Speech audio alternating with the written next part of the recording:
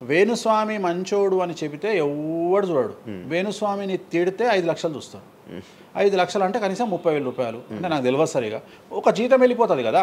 So నేను అనే point ఏంటంటే నన్ను తిడితే నేను అసలు బాధపడను, నన్ను తిడితే నేను సంతోషపడతా. కారణం ఏంటంటే అట్లీస్ట్ ఆ వీడియోతోని నన్ను ఒక 1000 మంది అన్న గుర్తుపడతారు.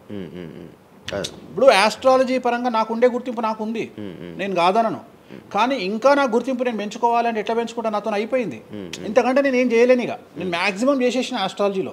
ఇప్పుడు వేణుస్వామి అంటే సౌత్ ఇండియాలో వేణుస్వామి అనగానే ఆస్ట్రాలజీ పేరు వస్తుంది, ఆస్ట్రాలజీ అనగానే వేణుస్వామి వస్తుంది. ఎవడు అవునన్నా కాదన్నా నేనే మార్గదర్శకం, దీంట్లో అనుమానమే లేదు.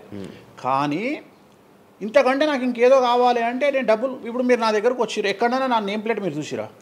నా ఫోటో కనిపిస్తుందా మీకు నా ఆఫీస్లో? లేదు. అది నా రేంజ్, అది నా రేంజ్. నాకు విజిటింగ్ కార్డు ఉండదు, నాకు విజిటింగ్ కార్డు ఉండదు, నాకు నేమ్ ప్లేట్ ఉండదు, నాకు నా ఫోటో ఉండదు ఎక్కడ.